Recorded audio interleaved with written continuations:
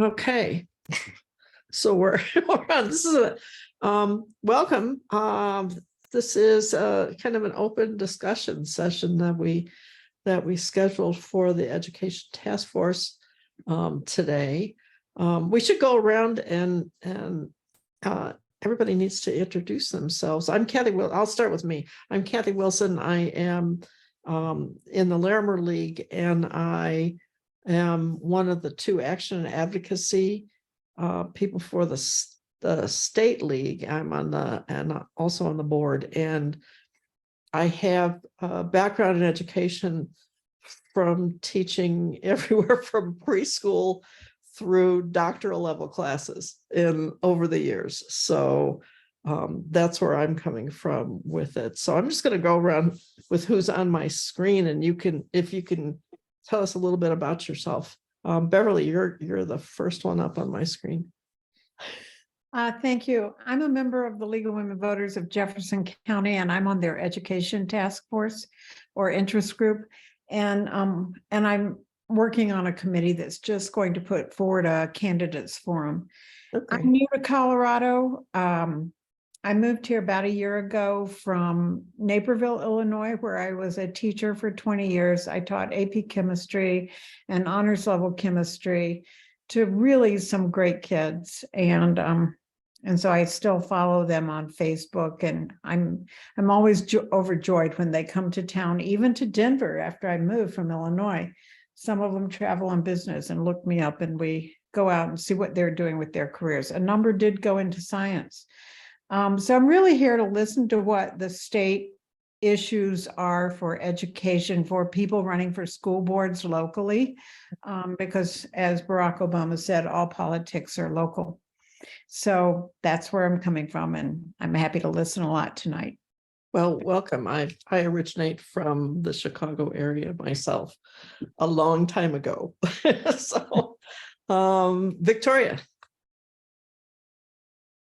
Hi, I'm Victoria, and like Beverly, I'm also with Jefferson County. I've been a member of League of Women Voters for about a year now, but I've not participated in anything just because I got overwhelmed with life in general. So this is my first meeting of any sort. I'm from the Denver metro area. I went to high school at Montbello High School, but graduated from the University of Denver. And it's important to me to kind of be aware of what's going on with education, simply because with the national news and everything, I just think it's important to make sure that students get the information that they need to hear. Okay. Well, welcome both. Glad you decided on us for your first meeting. That's awesome. Brenda. Hi, yeah, I'm from Gunnison, and we kind of like Beverly was talking about, we are in the process of scheduling forums for our school board candidates. First time that there's been an election in Gunnison County in like 30 years. Yeah. And I'm sure that's not a unique situation, but I just wanted to kind of see what the buzz is at the state level on what is happening with all of these elections. Okay, great. And is it Janice or Janice? Janice Colis, the rhyming name. And like Brenda, I'm also from Gunnison, and we have a big school board election coming up. So again, just putting another set of ears in on this meeting to see what the format, should be about. Okay, terrific. Well, welcome. Beth, are you there? It looks like you might be driving. I'm driving. Hi, really sorry for the difficulties getting into the meeting. Really sorry. But thanks to everybody for being here.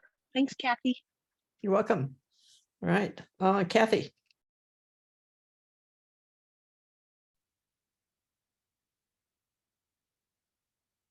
Well, it looks like you're unmuted, but we're not hearing anything. Okay. Unless Kathy comes back on. Kathy Marr? Well, I can tell, oh, let's see. No. Transmission is not coming in. Okay. I can tell you a little bit about Kathy, because Kathy is in Larimer County with me and in the Larimer League. Kathy and I are also the people who manage following the education bills that are going through the legislature each year, and we're both members of the legislative action. Yeah, Kathy, turn off your sound because we're getting nasty feedback. Yep, great. Thanks. Okay, welcome. Well, I want to say something before I forget, so I don't forget. Next month is really important. The meeting at the next education task force meeting, because we're going to have the brand new education commissioner for the state as our guest speaker.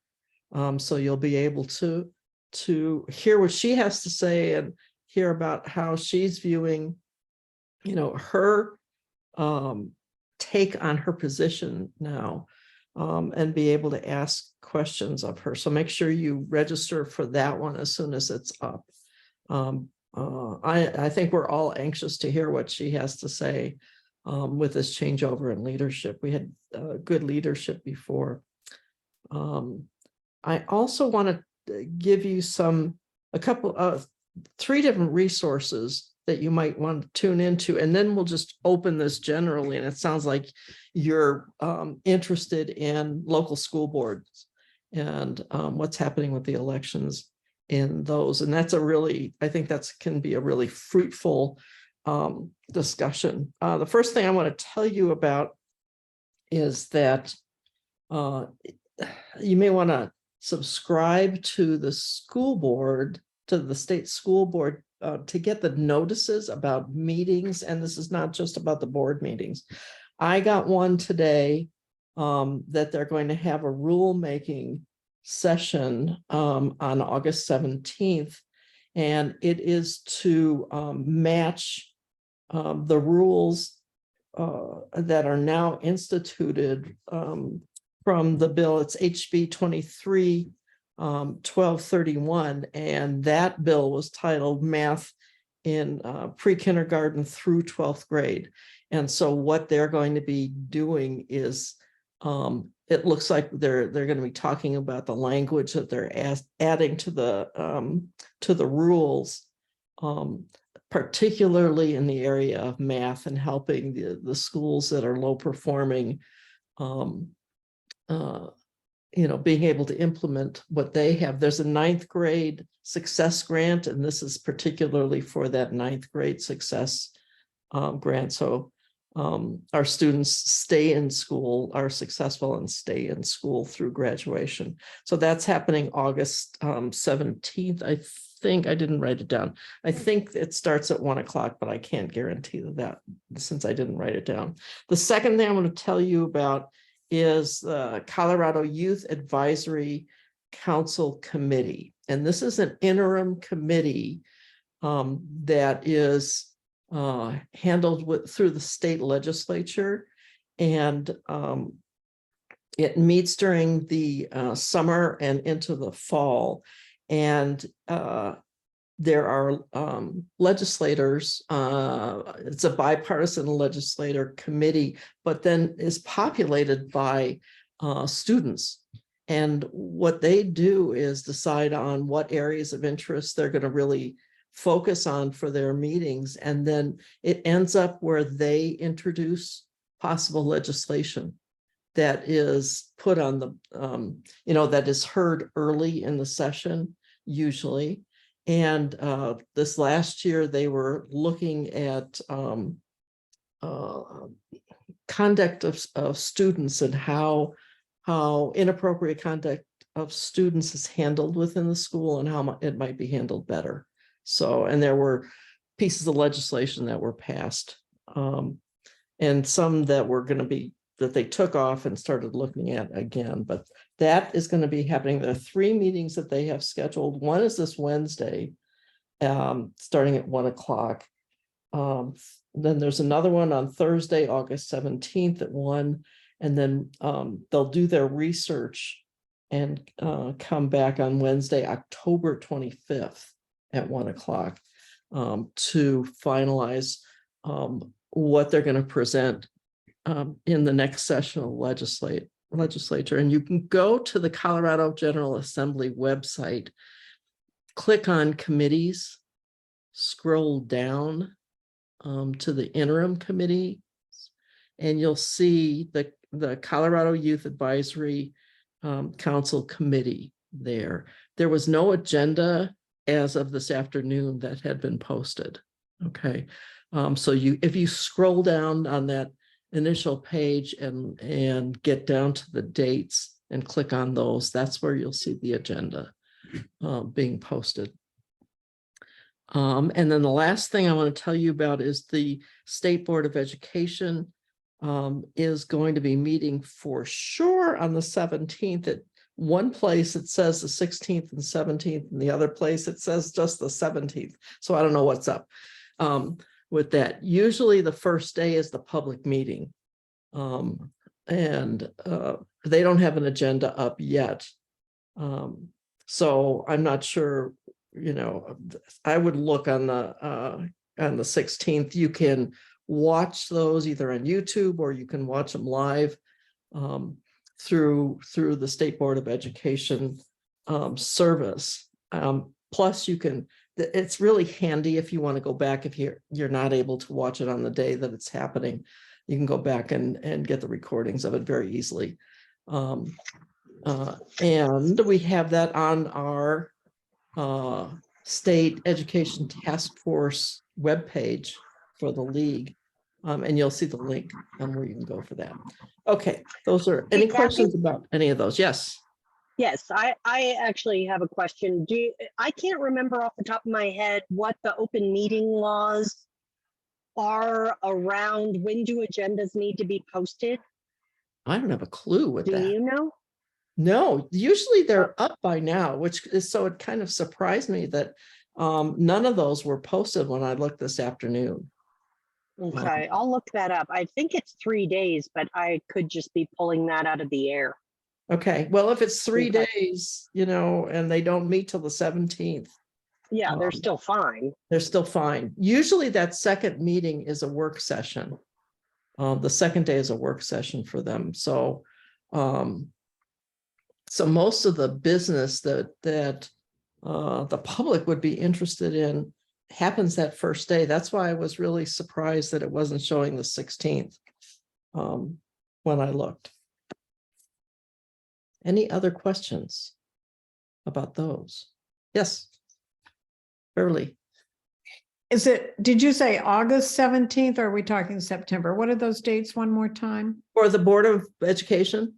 Yes. It's August 17th was the one that they had. It should say, I think, 16th and 17th. So I would look about, you know, usually you can tune in at about 9 o'clock in the morning. Okay, thank And you. those go most of the day. So, and once the agenda is posted, you can look and kind of gauge if there are things that you're not that interested in and you want to get back in. And again, as I said, the recordings are very handy. I've used them many times. So welcome, Becky. Thank you. I You were- forgot. That's So I okay. thought- We had a glitch with Zoom to begin with, so we're starting a bit late. Okay, but thank you. we are recording this. So Becky, just really quickly, where are you from and what's your background? Why did you choose to come to this? I right now live in Aurora. Okay. I am originally for 30 years from the Montezuma Cortez area, and my background is in education. I had been a teacher, a school counselor, a principal, and guidance director for the district and worked in admin for a Okay, little bit. so you did all sorts of stuff. You know, when you're in a small town, you can be mayor. I love it. I love it. So we had, it's a big interest in the group that's here. I'm looking at the chat. Yes, that's okay. You're fine being a non-educator here. You're a citizen who pays taxes for public education. So that's awesome. All right. No, look at, okay, Brenda's a CPA, so it's a mix of people. I think that's wonderful. Especially since we're going to segue into what a couple of you have really talked about as an interest in this open session, and that is local school boards and local school board elections. So what specifically do you want to talk about with that? What do you want to ask about?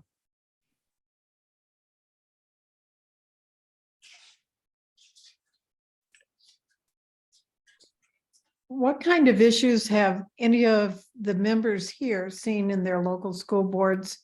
Has there been a lot of parental, I want to use the word, well, I use the word interest, over exuberant interest, trying to direct curricula or library books or things of that nature? What are you seeing in Gunnison? Yeah, I think we are seeing that. Let's see. It's sort of hard to put the right language to it, I think, because, you know, parental involvement, I mean, who doesn't want that? And I think what you said, Beverly, about over exuberance or whatever it was, I mean, I think what we are going to say, know that there's been on one of the candidates' websites that we have, she talks about that, you know, the parental involvement and how the schools are teaching things that aren't being taught at home, and how dare they? Well, you know, whose home are they talking about? And how, I guess I'm trying to figure out how we can ask questions in the forum that address that, stay nonpartisan as we're obligated to do. So I'm kind of looking for some of the right language around some of those sensitive questions, but I think it's incumbent upon us as the league to ask those questions and find out really where those candidates stand. I agree. Yeah. Suggestions? We have a CU professor who specializes kind of in forming questions for forums and things like that. So we're happy at the state level to connect you with this professor who may be able to help you as you're creating questions for your forum. Beth, is that Leah? I think she helped. Leah She helped us with. She helped us with the CD3 last. Not last year. I guess it was last year. Yeah. I mean, I guess. Okay. I mean, is she available to help all the leagues, or how would we go about doing that once we kind of get our questions, the topics of our questions narrowed down? Would we send them to her? I mean, is she willing to do that? She has said she is. I guess I would be, I don't know, maybe we should be more kind of cohesive about it. So Gunnison is the only, well, no, who else said that there's a school board forum that they're planning outside of Gunnison? Jefferson County is. Jeffco, great. Jeffco Thank League. you. Well, let's band together and send combined questions to Leah. How about that? So we're not hitting her separately, but together. Should we funnel that through you, Beth, or how would you like us to do that? Yeah, that's great. Why don't you do that? I mean, timing is also going to be an issue here because we are soliciting questions. In fact, I just need to get the email out tonight. We're soliciting questions from the community, which then will go through, weed out, come up with the topics and plan on, wording them in a way that we think is as nonpartisan as we can get them. But once we do all that, we tentatively have our first forum scheduled for September 19th. So we're going to be running up against some timing issues here also. It's happening fast.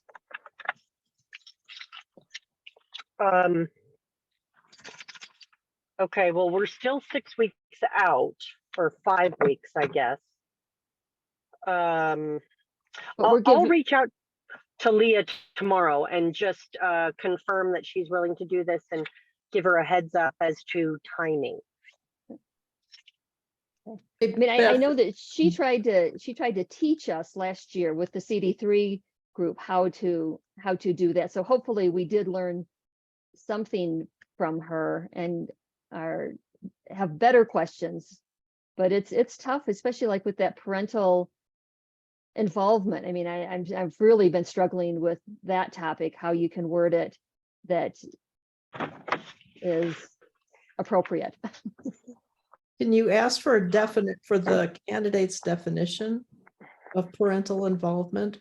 Because if you're coming from different definitions, it's harder to interpret what people are saying. So I always found that being able to define something helps.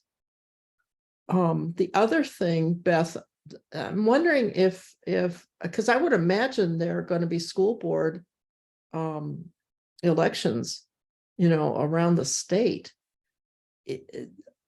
Would you, what do you think about contacting voter services, all the voter services leaders in the local leagues, to see if they're at all interested in this? That's a good idea. Yeah, I'll get on that tomorrow with Jane and see if we can't do, poll Colorado leagues and see how many of them need the support. Yeah, and this is going to go on, I think, for a while, because I know here in our local district, in the Thompson district, people are just starting to announce who's running. So, it's not going to be something that's happening until November here. So Gunnison, you really are on an early track. I wonder if you couldn't formulate a question that basically asks every candidate in the forum to please share with the audience why they're running for school board. What has drawn them to this particular office and what talents they would bring to that office. I don't know, maybe that would peel back a layer, and yet it might be useful too. Yeah, no, we have a question like that. I'm just, I mean, and I guess in Colorado, we're not hearing it quite as much, but, I'll use Florida as the example of everything that's happening in education and how to drill down, because it feels like the positions that they may not be as forthcoming with really where they're coming from. I guess I want to find out, is there truly an attempt to take over the school boards, like Steve Bannon talks about? Not that I listen to him a lot, but I mean, there is a national push to take over school boards, and I guess I would like our questions to address somehow is, who wants to do that and who, doesn't, Mhm. if there's a way to do that. I have a question. If a candidate, suppose you have a candidate who is, thinking in terms of, I don't know, DeSantis kind of phrases like anti-woke or whatever curriculum. Wouldn't it be a good question for any forum to ask, would you please define for the audience what you mean by Yes. woke? Yes. I mean, to throw out, I don't know, dog whistle phrases Mhm. without clearly defining them. Mhm. That way it gives other candidates the opportunity to state an opposing position politely about, if somebody actually defines it. It's so frustrating to just hear terms thrown out. Mhm. Anyway. No, I think that's incredibly important. Yeah. Uh, Definitions with these, a lot of times the definition, people don't think more deeply about what were the words or the phrases that they're choosing to use, and how that might impact Right. the decisions that they're going to make as well. Right. May I ask a question? I don't know the Please. protocol. I'm new to the League of Women Voters, so correct me if I need to be.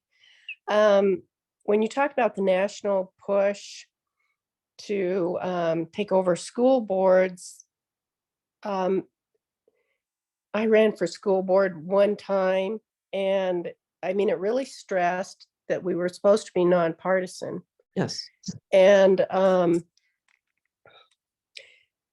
so is there any way to ask questions about funding? Where does their funding originate?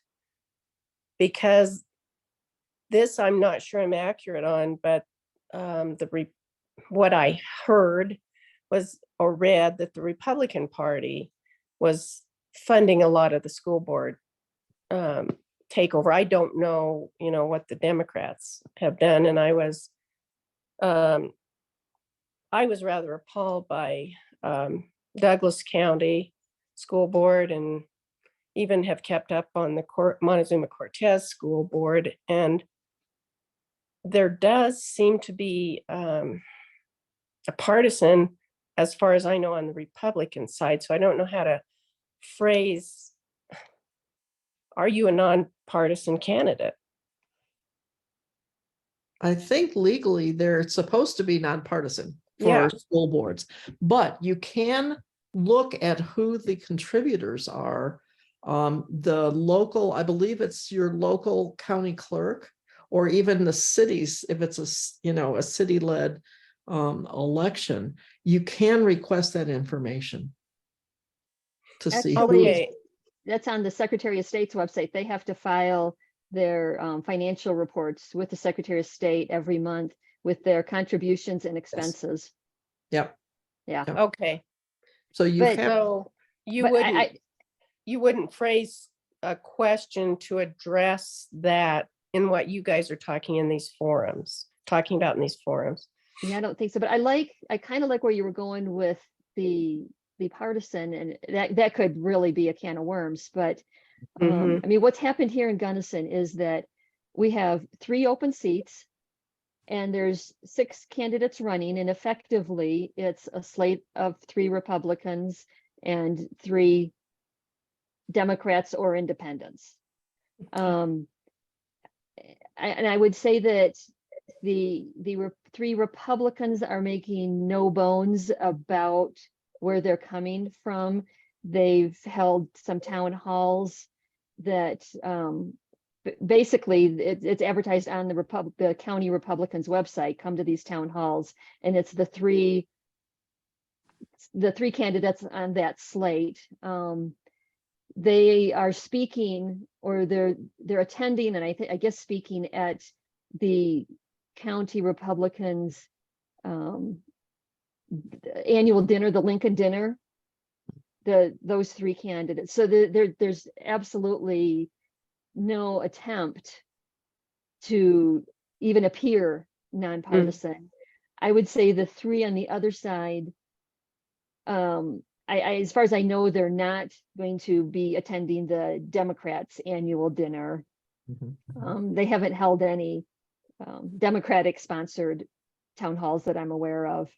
But yeah, how do you address that without sounding partisan? Mhm.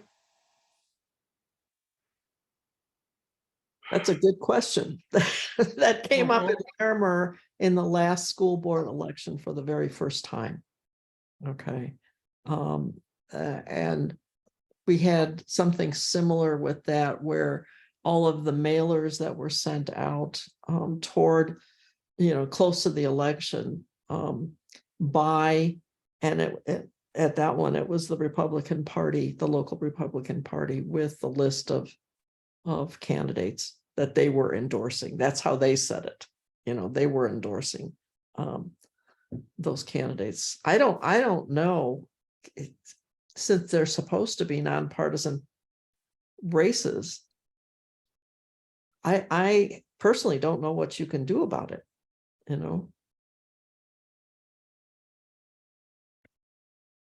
That's almost a legal question. That's what exactly. Yeah, by state statute, these races are nonpartisan. That's why I'm thinking that the questions, we should not ask, obviously, that type of partisan question, that we just need to come up with the issues, topics that sort of address that and word them in a way that they have to try to answer them. Like whether it's the parental involvement or, what you name it, should sex ed be taught in schools? I mean, I don't know what about mental health? Even the DEI stuff. I think that there should be, what's your position on school policies, including DEI? I think that's a way to word things, not as a yes or no. You want to avoid a yes or no question. They're too easy, to respond to. But what is your position? Or can you name your top 3 issues that you want to work on if you are elected to the school board, and why? Yeah, and the other thing that I guess I'm trying to avoid are questions that are too open-ended. And I realize that these people aren't politicians, but I get really frustrated with questions that allow responses to basically be a canned response that doesn't really answer the question. And so I'm trying to have very direct questions. Not, what is your policy regarding? Because then they can just start spewing. So I kind of, I guess, would play devil's advocate and think kind of a yes or no, and sometimes is good. Should, and I'll go back to that DEI, should DEI be a part of the school board's policies? And why or why not? Exactly. I was going to say, then add your why or why not. Yeah, right. So I have a question about the format, in that we cannot use a follow-up question. So that does not allow for us to ask for definitions, does it? I guess if that would be the initial question, there, and I'll just throw this out as an example. There's all this talk about woke. What is your definition of woke? And, or something like that. But I think it would have to be part of the initial question. Right. So if it came up in an answer to just a generic question, we would not be able to ask them for that definition. Yeah, you can't ask one candidate a question that you don't ask everybody else. Yeah, and I put in the chat, we're going to obviously ask all the same questions and give it to in advance. There's no good, no gotcha type questions. Because we're going to, obviously, we have 6 candidates, so we've really got to limit their time to respond, because we want to have more than 2 questions. Right. So everything's going to be upfront, Is your forum, Brenda, going to be in person or on Zoom or both? For sure in person. We haven't worked out the technical issues. We're hoping to get our local public radio to broadcast it. Great. Okay, then maybe, I don't know if you do this here. I was in the league in Illinois and we used to collect on index cards questions from the audience. Do you do that here? We We'd hand could, but out- because we we're would- giving them the questions in advance. And we're soliciting from the community now so that they can go into our pot of Mhm. questions then that we go through and come up with what appears to be the driving issues. And I mean, I'm thinking we'll probably have time for 6 questions. You know, with 6 candidates, that's basically 10 minutes a question if they get a minute and a half to answer. Mhm. So it's going to be pretty limited. Yeah. So to get questions from the audience, it just isn't. And how would you ask all 6 questions? The question from the audience that, Well, a would- question from the audience might be directed at 1 or 2 candidates. For example, if you couldn't do a follow-up about, can you give us your working definition of what woke is, candidate John Smith or Mary Smith, then that could come from the audience for clarity. And that was my thought. I No, just, go ahead. no, I was gonna say, we debated that, having some questions. I worry that we could lose control of the situation Okay. if you start getting questions from the audience directed at 1 or 2 candidates that really aren't the others. You start to lose that evenness. Okay. Mhm. The ability to compare, because if I as a voter want to understand the differences between the candidates so that I can make a reasoned choice when I go to the polls, when I fill out my ballot. So I think that's really important. I don't know. I've been sitting here thinking about when would you ask for a definition? And I don't know when the best time to do that would be, because are you opening a can of worms? Yeah. By leading up with that. Yeah. Well, It would and have to be oh, go ahead, Beth. I was just going to say, what information are you trying to get at by Right. asking that question? Right. Well, I guess I'm trying to find out what philosophy they're bringing. Is it a Steve Bannon kind of philosophy to a local school board? Or not? That's all. I mean, is it around the American Birthright curriculum? That's exactly what I was going to ask. Is that an appropriate question to bring up American Birthright? Well, the State Board of Education voted that they would not adopt it. Okay, although the Woodside district has. Oh, Woodland Park. Yeah. Woodland Park, thank you. Woodland Yeah. Park But did has. you see that one of their former employees filed a lawsuit against Woodland Park School District, I think yesterday or the day before? No, I didn't see that one. Okay. And really, even saying they would, as long as the curriculum that they use, that what they actually teach meets the standards, then they're okay. Mhm. So if they were to supplement it in some ways to meet the standards, they would be okay.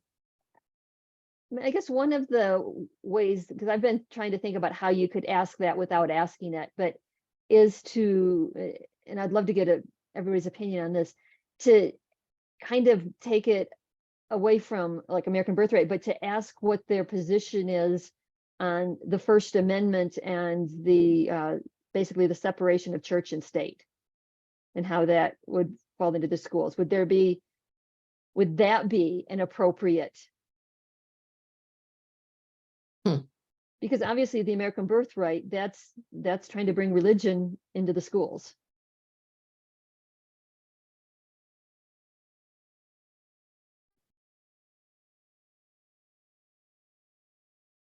I'm not sure what to say about that. Again, it's like, how do you Mhm. do you want to ask some of these questions, and then how do you do it?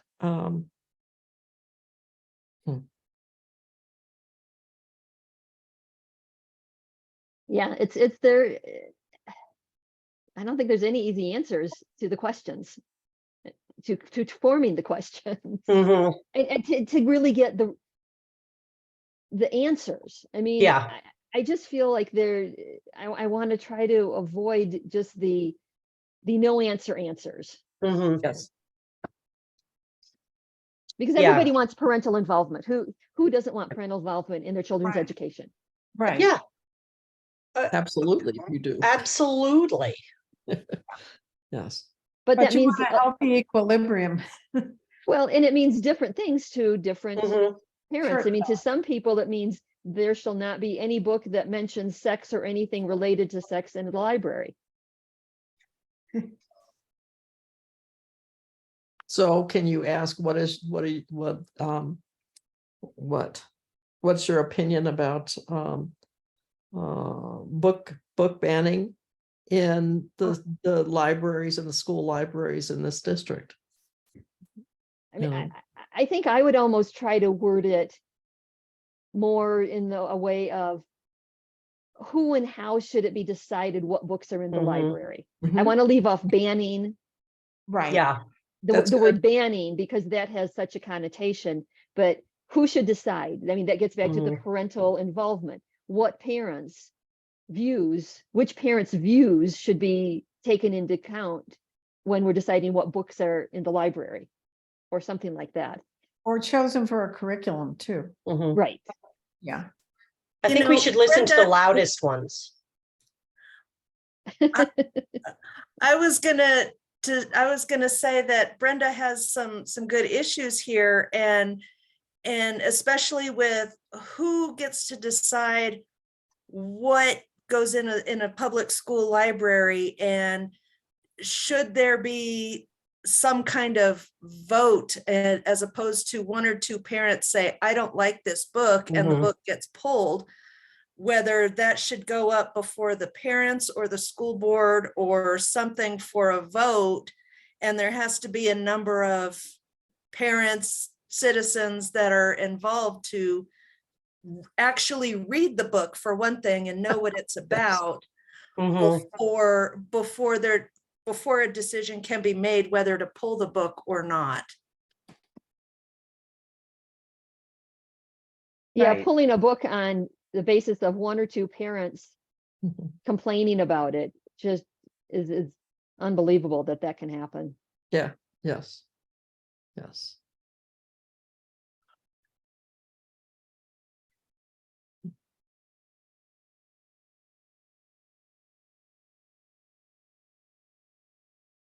I was trying to remember how it was decided that we had certain books in the libraries. I don't know that I had much to do with that, and I don't remember, parents, did have an issue with the health curriculum and all that happened. We had a joint meeting with the parents to answer their questions. And then students could opt out Mhm. and of certain things. So that's kind of a general approach to book banning. Why do, and that's not a question for a candidate, I guess. Why, if I agree with a book being in the library and my child can read it, why should that book be banned and my child not have access to that book other than I have to go buy it? That's the fundamental question. And Yeah. I think up until the last very few years, we trusted our media specialists Yes. to buy the books that are appropriate for the ages and in our schools and appropriate for the subjects that are being taught, among other things. Also ones that have gotten a lot of pleasure, have given a lot of pleasure to children and have supported their motivation to continue reading. So you have a Mhm. wide variety in there. Well, and when we selected just general curriculum, we would have at that time the books out for display. The parents would come give their input. So I'm, as I say this, it's like, who's in charge? Mhm. Mhm. That's the question. Yes. Yes. The squeaky wheel, unfortunately. Mhm. Well, it was our elected representatives, Mhm. and our trust in the principals for hiring, Mhm. staff who are competent and, and put forward the missions of the schools where they're Mhm. going to be teaching. Yeah, directly w- educated in that Right. Area. Mhm. realm. But Mhm. what happens when our elected officials, i.e. the school board, are those that support something like the American birthright? Then Do they, we, then, do we then become the squeaky wheel opposing what they're doing? You know what I mean? yes, yes, Mhm. because it's the election, it's the ballot that changes the school board, Mhm. which is So what that's where we've been I, told. I get back to trying to figure out how to ask these questions of the candidates in a nonpartisan manner that really gets to the heart of where they stand on the issues and forces them to issue so that the voters can make an intelligent decision on the Mhm. ballot. So Beth, I think, well, I'm looking at the time right now and it's 6:35.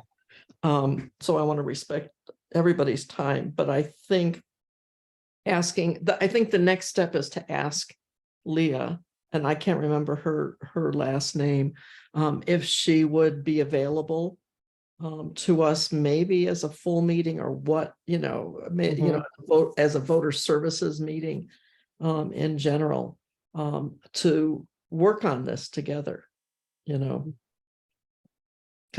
like I said, I think this is these questions are going to come up across the state because we're not living in a vacuum. Do you think, if a candidate's running for school board, if they have a website for their campaign, if those issues would be, if not directly out there for their, potential voters, at least insinuated, or, if you go to any kind of a meeting where a school board is there to shake hands and meet people, as a voter, you have every right to ask them very direct questions. Right. Not as necessarily as speaking for the league, but if you're going to vote for somebody, you might really want to know, what is your position on this American birthright curriculum, and who should select the books for the library or for a given curriculum. Mhm. I guess that brings up a question for Beth, maybe. So at the end of our forum, after we've asked all of our questions and, done it all under our policies, blah, blah, blah, then as people are mingling around, can that just morph into kind of questions to the individual candidates if we, I guess, how would we do that? Would we call an end to our meeting and then people can just kind of linger and ask questions? I would say yes. Yes. Yeah. So maybe that's a path that, we'll do ours, straight and narrow, keep everything under league policies, and then we're done, and we won't kick everybody out Mhm. right then. Right. We'll give everybody some time to mingle and ask. Beth, Mhm. I don't remember, Beth, if school board candidates are covered under a vote 411. I believe they are. See, that would be another place. Because we ask questions right on vote 411, Mhm. and then they can do their statement. So maybe we also let the candidates know that that's available to them. Yeah. And I think that, don't the individual leagues come up with the questions for those local elections for vote Yes. 411? Yes. Mhm. So the questions that we don't get to ask in the forum setting could be questions asked in 411. Yes. I would encourage the vote 411 questions to be pretty because they're likely, I mean, I would think that vote 411 would hit more voters than your forum. Mhm. Right, right. And you also want them to be answering the questions and not Yeah. avoiding getting on that, on vote 411. So it's a juggling, again, it's a juggling act. Right. I'm going to pop in real quick with a question that's on the chat. Kathy Marr has asked, I think the separation of church and state question is fundamental to our public education system, and we need to figure out a way to address this. Mhm. Mhm. Yeah, Mhm. that'll be a challenging question, to come up with in a nonpartisan way. Maybe it won't be. Maybe it'll be easy. But it's an important one.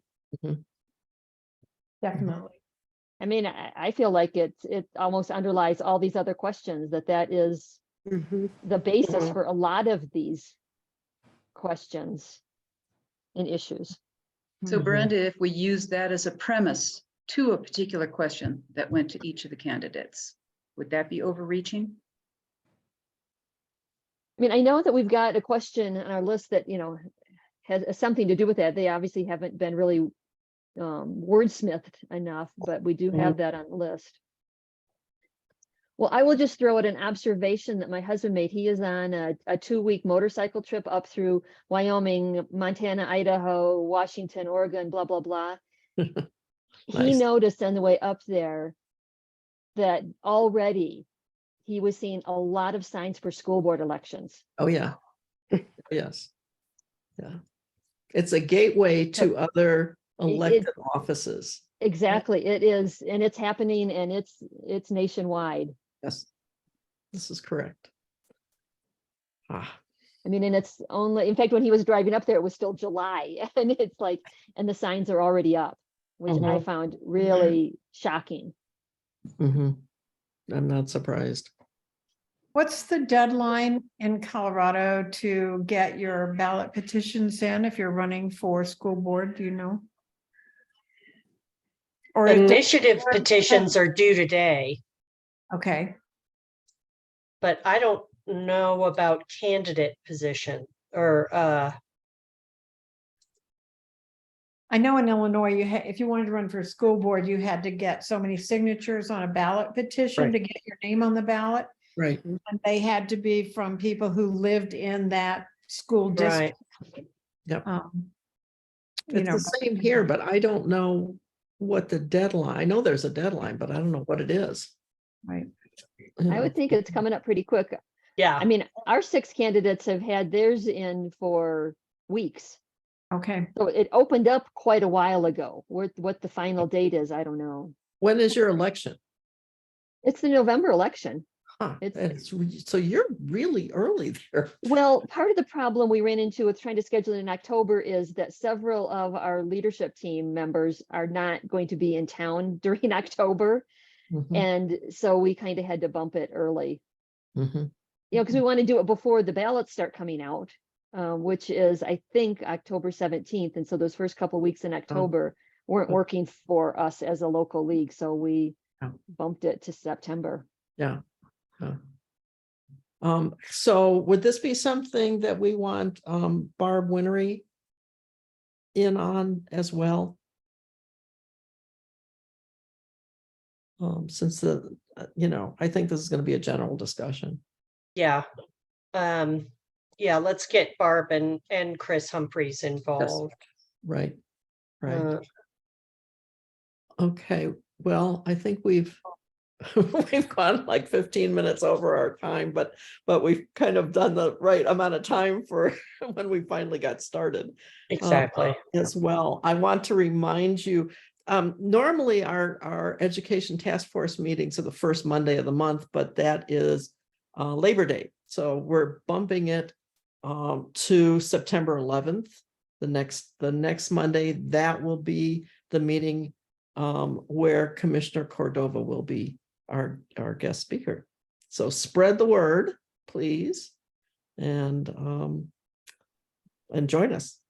thank you. This was, I think, a very important discussion that we had today. And this is not the close of this discussion. It is ongoing. Yeah. And we will be in touch about ways we can better support you all with your candidate forums and questions. Great, And thanks, before Beth. we leave, we said earlier, if the committee for a local candidate forum for school board came up with a list of questions, we forward them to you, Beth. Is that correct? To get to funnel to Leah? Yep, Okay, thank you. I I'm the clearinghouse. Okay. That's one of your many lists of unbelievable, long things that you do. You are appreciated, believe me. Well, thank you. I'm really sorry for the Zoom problems and that we were so late getting started. I'm really sorry about that. But I'm glad you're all here. Yes, really appreciate your persistence. Have a great evening, everybody. Thank you all. All Thank right. you. Thanks. Thanks. Take care. Bye.